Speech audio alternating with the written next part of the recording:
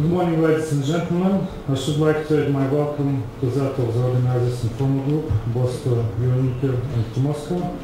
Norilsk Nickel is delighted to be the principal sponsor of what the brochure informs is the first ever international nickel event in Moscow. The holding of such an important global industry conference in Moscow marks just one of the many ways in which the global economy and our industry are changing.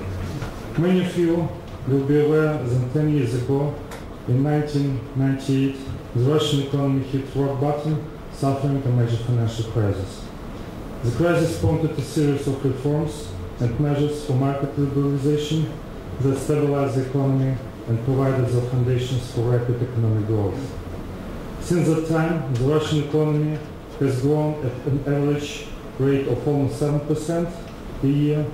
Last year, it recorded growth of 8.1%, and this year, forecasts are for growth of around 7%. Russia's economy is now the 7th largest in the world, with GDP is measured using purchasing power parities. Since 1997, Russia has been a member of G8 and is currently working towards membership of the WTO. Its foreign currency reserves at about $480 billion are the third largest in the world after China and Japan. Not bad for a country that was effectively bust only a decade ago. With disposable incomes in Russia growing twice as fast as the economy as a whole, Russia's consumer markets are on fire. Unlike the same of their counterparts in Asia, Russians spend a lot, as you may have noticed. It is estimated that there are now some 85 million Russians with material spending power.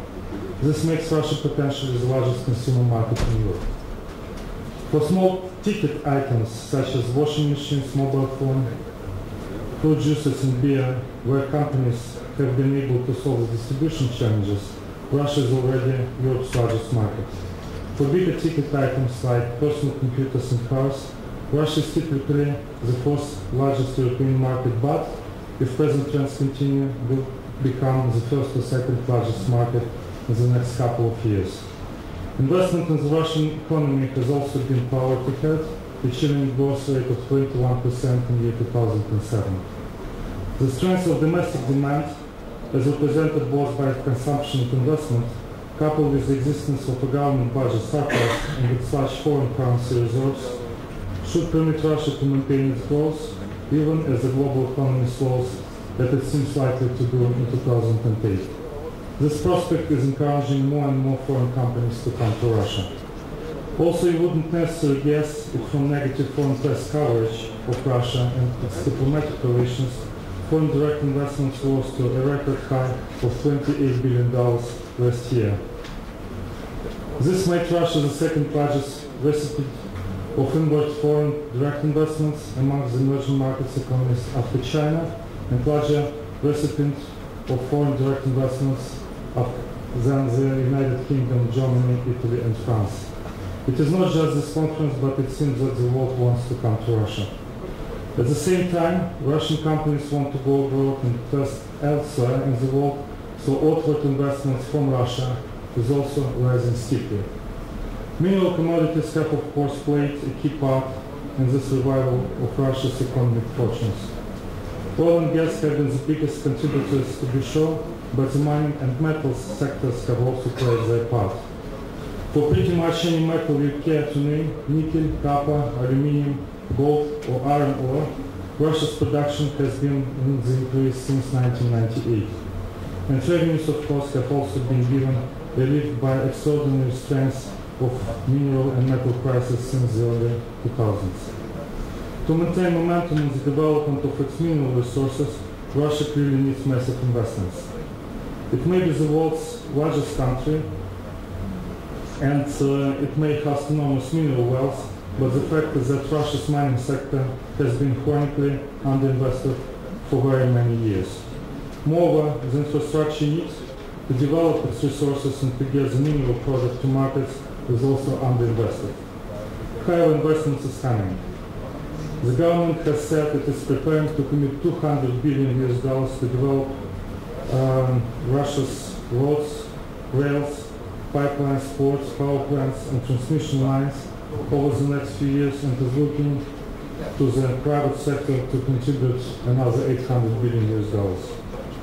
Foreign investments are expected to play a part in this.